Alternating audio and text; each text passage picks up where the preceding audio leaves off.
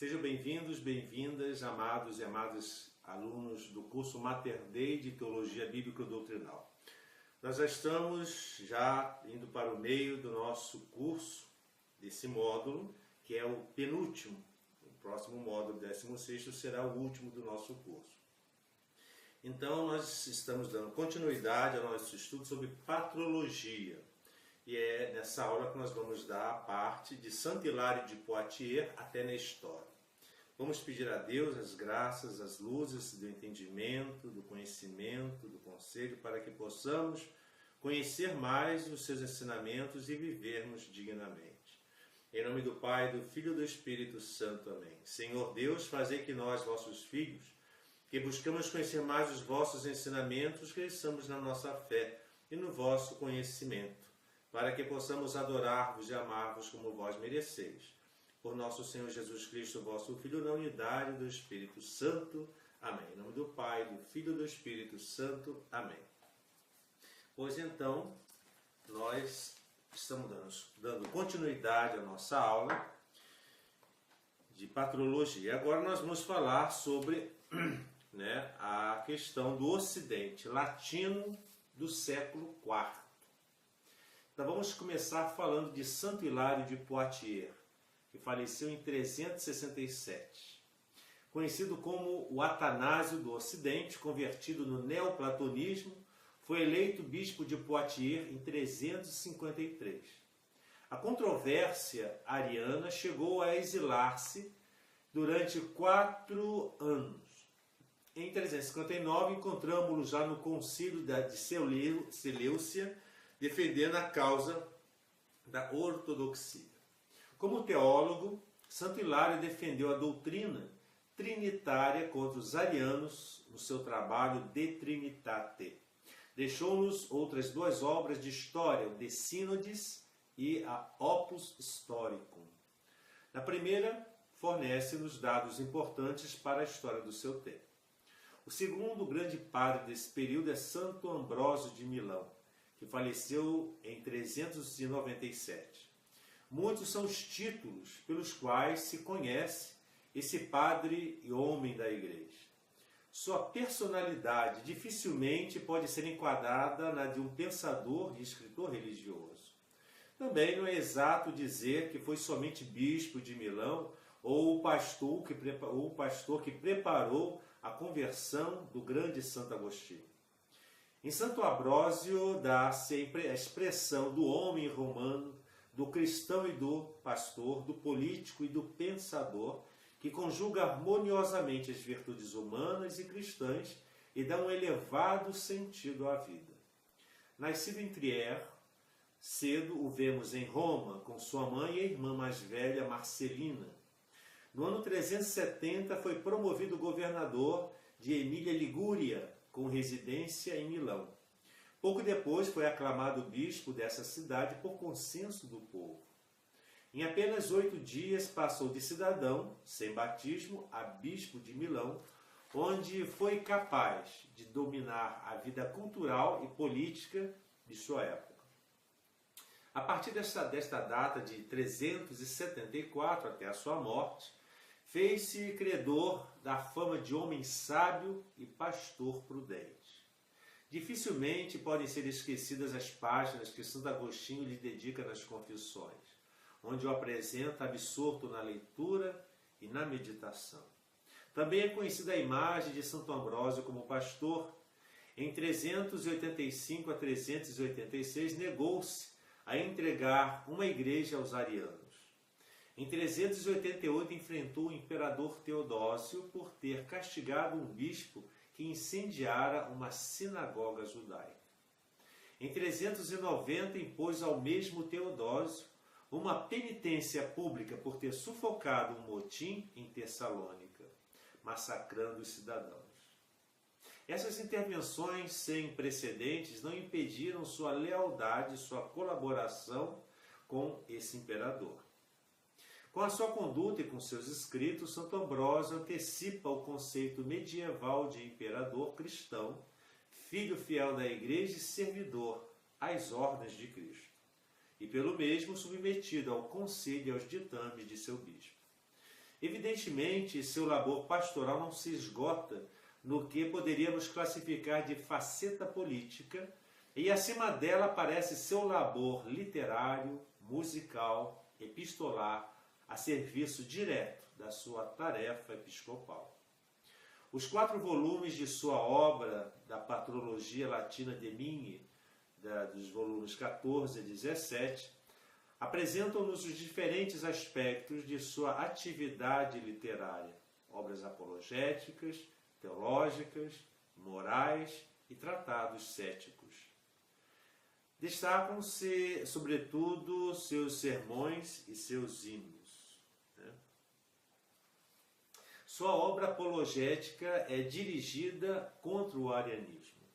Em suas obras De Incarnatione, De Fide Gentiarum e De Espírito Santo ad Graciarum Augustum, tenta convencer o imperador Graciano da necessidade de manter uma estrita ortodoxia, conhecedor profundo do pensamento antigo, tanto cristão quanto pagão.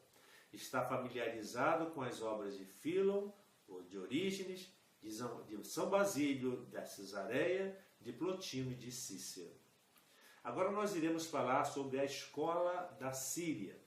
Na escola da Síria nós encontraremos a Fraates, Santo Efrem, São João Crisóstomo e São Jerônimo, e depois vamos ver Santo Agostinho e terminaremos a nossa exposição de hoje. Bem, quem foi a Fraates? Bem, é conhecido que a sua morte se deu após o ano 345. Não há precisamente uma cronologia da sua vida. É o primeiro dos padres da igreja siríaca. Viveu na primeira metade do século IV. Dele conservam-se demonstrações mais conhecidas com o título de homilias, compostas entre os anos 337 e 345. No total de 22 homilias, essas homilias são uma exposição da fé cristã. Outro grande padre da igreja desse período é Santo Efrem, que faleceu no ano de 373. Conhecido como Efrem o Sírio, diácono de Edessa, a cítara do Espírito Santo, esse era o seu epíteto. Nasceu em Nízibe, Mesopotâmia, e morreu em Edessa, cidade pela qual é conhecido. Foi um grande teólogo, poeta, grande compositor de hinos, foi declarado doutor da Igreja Universal por Bento XV no ano de 1920. A obra escrita de Efrem cobre uma ampla gama que vai desde a poesia à exegese bíblica. Diácono a serviço do bispo em tarefas de ensino, estabeleceu-se em Edessa, onde escreveu a maior parte da sua obra. Se acreditarmos em Sossomenes, Efrem escreveu mais de 1000 obras, uma verdadeira riqueza literária e teológica. A primeira é formada pela Carmina Nisibena, Cantos de Nísibe, onde narra em verso os acontecimentos ocorridos em Nísibe ao ser tomada pelos persas. Como exegeta bíblico, Efrem escreveu comentários aos livros do Gênesis e do Êxodo, e principalmente, após as notas da versão do grego siríaco do Novo Testamento, conhecido como o Diatéssaro. Sua obra literária favorita foi o verso. Em verso de fato e em siríaco, escreveu sermões, tratados e hinos. Seu frequente uso da metáfora continuada e da alegoria amplificada torna-se hoje um tanto pesado. Serviu-se dos hinos para combater as heresias, de forma particular os gnósticos do século II, como Marcião e Bardassanes. Muitos dos seus hinos são dirigidos também a combater as heresias de seu tempo, principalmente o arianismo. Seus temas favoritos são os da exaltação da Igreja, da fé cristã, da virgindade, da paixão e ressurreição de nosso Senhor Jesus Cristo. Em particular, a ênfase de sua poesia exalta a devoção à Virgem Maria, sua concepção sem mancha e sua prova de fidelidade. Mas tanto em prosa como em verso, seu pensamento teológico centra-se na eternidade do Pai, do Filho e do Espírito Santo, da união da divindade e da humanidade em Cristo. Na função essencial do Espírito Santo na oração, especialmente em tornar possível a presença real de Cristo na Eucaristia, e de forma especial na ressurreição de todos os homens. Sobre esse ponto, mantém e defende a tradição siríaca de que cada indivíduo terá de esperar o juízo final para conseguir a bem-aventurança eterna. Agora nós veremos São João Crisóstomo, falecido no ano 407. Onde nasceu João? João Crisóstomo, cuja palavra Chrysos, quer dizer, boca de ouro, nasceu em Antioquia e morreu em Cumana, no Helesponto, enquanto ia para o exílio. Padre e doutor da igreja, pregador e arcebispo de Constantinopla. Seu zelo e sua eloquência na pregação valeram-lhe o título de Crisóstomo, que significa boca de ouro. Seu pontificado foi particularmente atormentado devido em grande parte às intrigas combinadas entre a imperatriz Eudóxia, mãe do imperador Teodósio II, e de Teófilo, patriarca de Alexandria. Como todos os grandes padres da Igreja, destacou-se em primeiro lugar por sua formação clássica. Sabemos que estudou retórica sob a direção de Libânio e teologia com o mestre Diodoro de Tarso. A escola antioquena lhe dará o realismo e o bom senso que caracterizaram sua obra. Cedo sente o chamado à solidão e ao deserto. Sua fraca saúde o faz voltar a Antioquia, onde ordenou-se diácono e depois sacerdote. Durante 12 anos, a partir de 386, exerceu sua função de pregador, pronunciando parte das suas melhores homilias sobre o primeiro e o quarto evangelho e sobre as cartas de São Paulo. Sua oratória acerta a sintonia com os problemas do povo. Exemplo disso podem ser as suas famosas homilias sobre as imagens, com as quais consegue deter a vingança do imperador pela profanação de sua estátua e da estátua de sua família por parte do populacho. Em 398 foi chamado contra a sua própria vontade a ocupar a sede de Constantinopla, onde conseguiu o aplauso e o apoio popular. Não obstante, sofreu 3 desterros durante os 9 anos de seu pontificado, confrontado com a imperatriz por sua vida de ostentação e com as invejas de Teófilo, o patriarca de Alexandria, sucumbiu por fim a caminho do terceiro e definitivo desterro em Cumana e no Helesponto. Seus restos mortais foram trazidos em solene procissão a Constantinopla no dia 27 de janeiro de 1438. O outro grande santo que nós vamos estudar agora, aqui nesse momento, é o famoso São Jerônimo. São Jerônimo faleceu, não se tem certeza, se no ano 419 ou no ano 420. Bem, ele nasceu em Stridon, na Dalmácia, próximo da atual cidade de Ljubljana, na Eslovênia, e morreu na cidade de Belém. Tais como os mais sábios dos padres latinos, reuniu em sua pessoa o ermitão, o monge, o escritor, preocupado com os assuntos da igreja. É conhecido principalmente por sua tradução da Bíblia para o latim chamado Vulgata. Filho de família cristã, aos 12 anos de idade já se encontrava em Roma, onde estudou gramática, retórica e filosofia. Sua inclinação ao estudo cedo transformou num apaixonado entusiasta da literatura latina. Concluído seu período de formação em Roma, foi batizado provavelmente pelo Papa Libério no ano de 366. Os 20 anos seguintes, viveu num estilo de vida nômade, distribuído entre as suas ânsias de solidão e de estudo. Fez seus primeiros ensaios de monge pesquisador em torno do bispo Valeriano, por volta do ano 369-373. E logo depois foi para o Oriente. No ano 374, ele encontrava-se em Antioquia como hóspede de Evagrio. Aí compôs suas primeiras obras e teve seu famoso sonho no qual era levado ao tribunal de Cristo, acusado de ser mais ciceroniano do que cristão, e em seguida severamente açoitado. Prometeu não voltar a possuir ou a ler literatura pagã, promessa que irá mitigando com o tempo. Os anos 375 a 377 são os do deserto da Calcídia, lugar escolhido por Jerônimo para a solidão e a paz interior. Estudo, penitência e oração foram seus companheiros de deserto. Neste deserto fecundo aprendeu o hebraico graças a um judeu convertido. Estudou o grego, foi reunido numa sólida biblioteca de manuscritos e manteve uma polêmica correspondência epistolar. A partir de 378, final de seu retiro em Calcídia, viu-se envolvido nas disputas teológicas do tempo.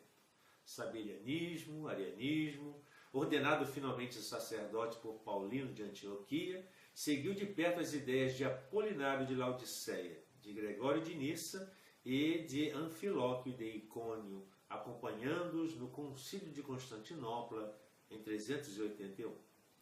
Sob a influência destes, aperfeiçoou o seu grego e começou a sentir uma admiração profunda por Orígenes, cuja 39 Emilias traduziu para o latim. Os 3 anos seguintes, de 382 a 385, passou-os na cidade de Roma, na qualidade de secretário do Papa São Damaso. Prossegue aí seu estudo da Bíblia, revisa a versão latina dos Evangelhos e a versão latina do Saltério. Desdobrou-se numa atividade inusitada. Pregou nas igrejas, atendeu um grupo de viúvas e virgens a quem iniciou o estudo da Bíblia e do hebraico. Atendeu algumas das quais o acompanharão no seu retiro definitivo em Belém. Descobriu-se reformador, arremetendo-se contra o clero romano, os monges relaxados e acomodados e as virgens hipócritas. Inconformista, abandonou a Babilônia, que era Roma, para dirigir-se à Terra Santa. Desde 386 até sua morte, viveu numa gruta nas proximidades de Belém. Foi a sua época mais fecunda. Bem, o legado literário de São Jerônimo pode ser dividido em 3 grandes lotes. A primeira é a história e controvérsia, fruto das lutas teológicas em que se viu envolvido. Segundo, as traduções e comentários da Escritura. Terceiro, obras ascéticas e correspondência. Suas obras ocupam 9 volumes da coleção de Mingue, dos volumes 22 a 30. Começando pela história, temos sua tradução da Crônica de Eusébio de Cesaré, que continuou até 378. Mais conhecido é o seu livro, De Viris Illustribus, escrito entre 372 e 373. Um pulso cristão na cultura pagã. Da vertente apologética e da controvérsia, destacamos suas diatribes a diversos Lovianarum, exaltação da virgindade frente ao matrimônio, contra Vigilantium, onde fez uma defesa da vida monástica, do celibato dos clérigos e de certas práticas relativas ao culto dos mártires. Seus Dialogi contra Pelagianos é sua obra de controvérsia mais aguda. Em todas elas, São Jerônimo mostra-se excessivamente duro com os seus inimigos. As preocupações e doutrinas ascéticas refletem-se não apenas em suas obras de controvérsia, mas também em biografias como a de Malco, capturado pelos beduínos, e a de Santo Hilário. Nessa mesma linha está a tradução para o latim das obras ascéticas coptas, por exemplo, a regra de São Pacômio, as homilias aos monges e um vultoso número de cartas com os mais diversos destinatários. Fica finalmente sua obra escriturística, que dividimos desta forma.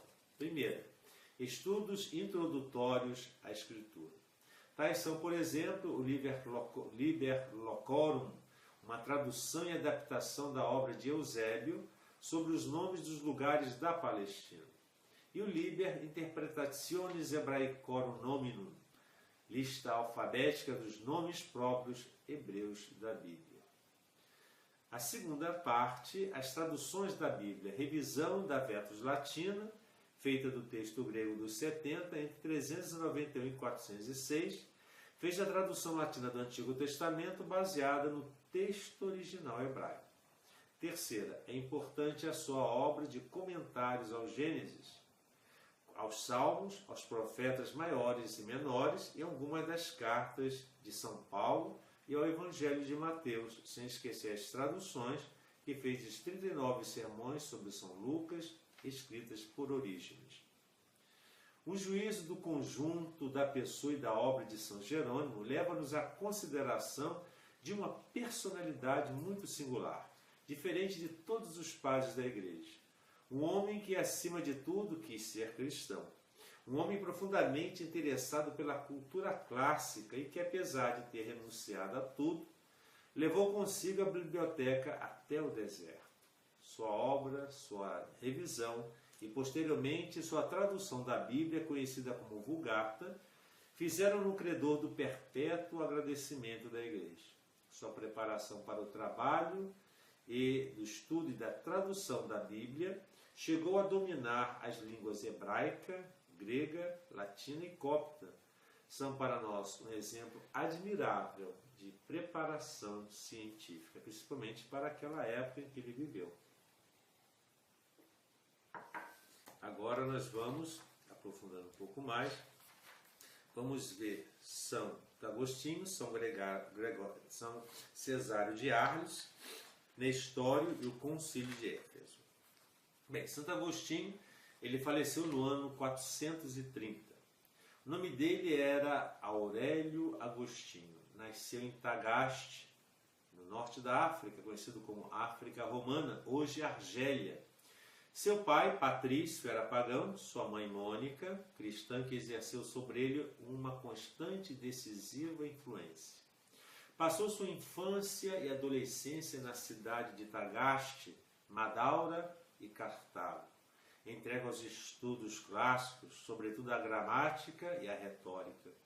Sua trajetória vital e religiosa, inclusive seus primeiros anos até a sua conversão em 387, está magistralmente traçada nas Confissões. A leitura de Hortêncio de Cícero, obra hoje desaparecida, deu novo sentido à vida de Agostinho. Da gramática passou à investigação filosófica, aderindo à seita dos maniqueístas em 374. Passou 10 anos em Cartago ensinando retórica e buscando a verdade e a felicidade na filosofia, na amizade e nos vícios da carne.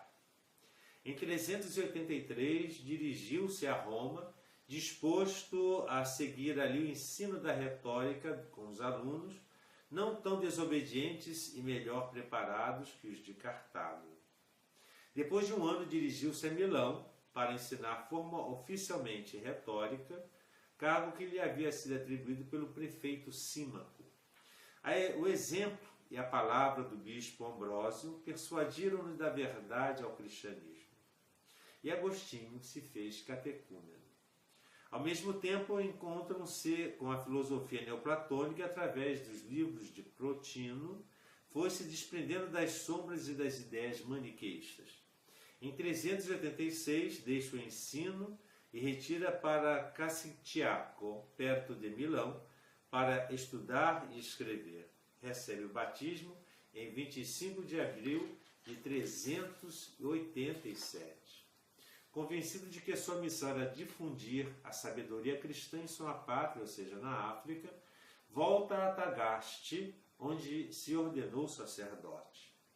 Em 395 é sagrado bispo de Hipona. Toda a sua atividade posterior foi dirigida a defender e esclarecer os princípios da fé mediante uma investigação da qual a própria fé é mais o resultado que o pressuposto. Morre enquanto os vândalos invadiam o norte da África e assediavam a cidade de Hipona. Bem, a obra literária de Agostinho é imensa. Na Patrologia de Minier, ocupa 15 volumes, de 32 a 47. Como é que esse homem de saúde delicada chegou a realizar tanto e escrever tantos livros? Porque além de umas 225 cartas que nos restam de sua imensa correspondência e mais de 500 sermões que chegaram até nós, sem contar os salmos que foram publicados, dispomos de um documento precioso que nos dá facilmente uma ideia do que foi a sua produção. De fato, 3 ou 4 anos antes da sua morte, Agostinho dedicou-se a revisar em Retratationes todas as suas obras e sua correspondência. Essas Retratationes ou revisiones dão conta do 93 de um total de 252 livros, uma produção extraordinariamente variada. Todos os assuntos têm nela sua representação: teologia, filosofia, exegese, moral, catequese e, se caso fosse pouco, respostas a toda uma série de perguntas que lhe faziam dos 4 cantos do mundo. Todos os gêneros se tocam: diálogos, comentários, anotações de textos bíblicos, reproduções ou resumos de arquivos recolhidos por ele ou de discussões das quais havia participado. Tratados como regras ou efemérides que, como a Cidade de Deus, de Civitate Dei, foi provocada pelo saque de Roma em 410, convertem-se em obras mestras. Dessa imensa obra, selecionamos alguns dos temas favoritos de Agostinho, que está na nossa apostila, que é interessante que você adquire, você que está estudando conosco, você que pretende estudar conosco, a adquirir essa nossa apostila. Pois bem, São Cesário de Arles.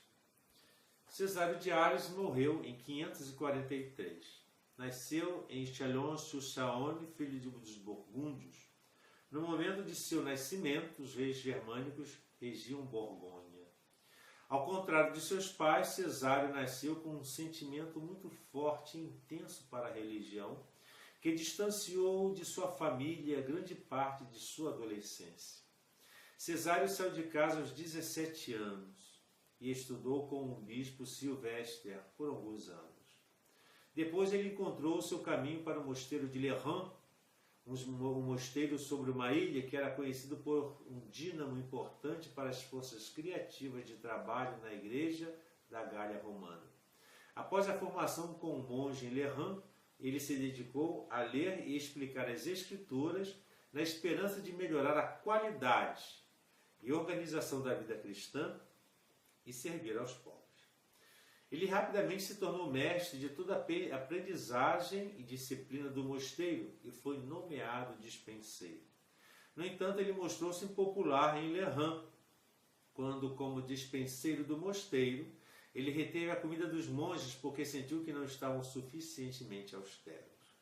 Como resultado, o abade Porcarius retirou Cesário do seu posto, quando então ele começou a parar de comer.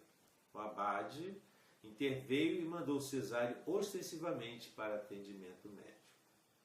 Depois de viver em Lerins por mais de uma década e ter a saúde cada vez mais debilitada por excesso de esforço, Cesário procurou comunidade clerical diferente em Arles.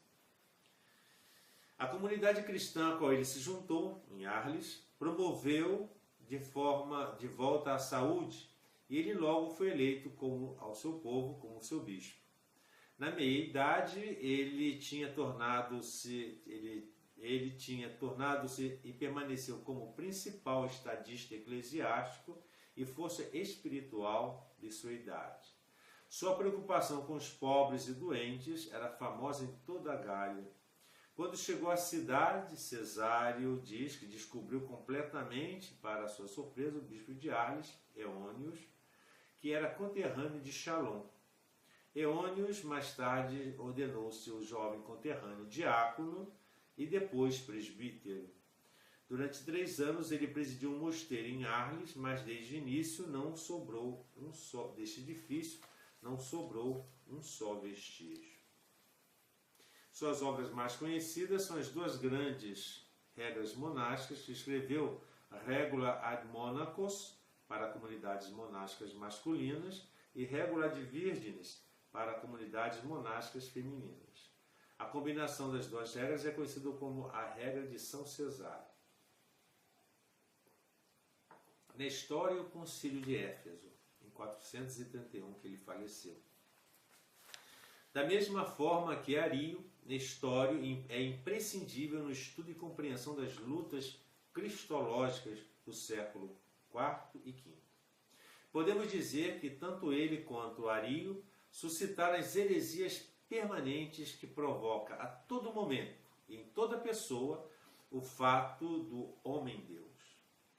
Nascido de pais persas em Germanícia, na Síria, recebeu sua educação teológica na escola de Antioquia e provavelmente sob a direção de Teodoro de Mopsuestia, monge do mosteiro de Santo Eupróbio, e depois presbítero da igreja de Antioquia, adquiriu grande fama de orador.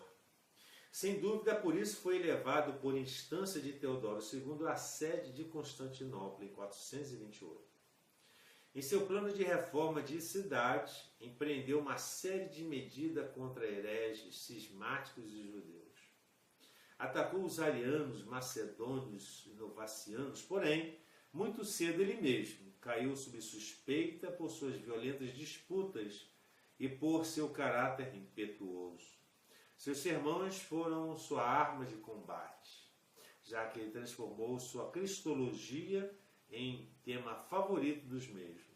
Sua doutrina pode ser resumida em 2 pontos fundamentais. Primeiro ponto: em Cristo há 2 pessoas, uma pessoa divina, que é o Logos, que mora numa pessoa humana. Em 2 pessoas, essas 2 pessoas estão completamente separadas, havendo, portanto, em Cristo 2 centros de operação. Essa aí é a grande heresia dele, né? B. Em consequência, não podemos chamar Theotokos, mãe de Deus, a Virgem Maria. São Cirilo de Alexandria primeiro e, por último, o Concílio de Éfeso, em 431, que ele presidiu em nome do Papa, depuseram e excomungaram Nestório, condenando sua doutrina cristológica, e reconheceram solenemente Maria com o título de Theotokos, ou seja, Mãe de Deus. Nestório compôs muitíssimos tratados sobre diversas questões, testemunha de Enadio. De todos eles ficaram apenas alguns, pois Teodósio II mandou queimar todos os seus escritos. O único que se conserva íntegro é o Bazar de Heráclides, descoberto em 1895. Neste faz a defesa da sua doutrina e narra a sua vida. Ataca duramente as decisões do Concílio de Éfeso e de São Cirilo. Também nos restam 4 sermões dos muitos que proferiu e 10 cartas autênticas. Resultado da doutrina da condenação de Nestório foi a heresia nestoriana, iniciada na Ásia Menor e na Síria por ocasião do Concílio de Éfeso. Hoje sobrevive na chamada Igreja Nestoriana, assentada no Iraque e no Irã. E aqui então nós terminamos essa terceira aula. Na próxima, agora nós vamos continuar a patrologia de São Cirilo de Jerusalém até os escritos apócrifos. Que o Senhor nos abençoe e guarde-nos de todo mal, nos conduza à vida eterna.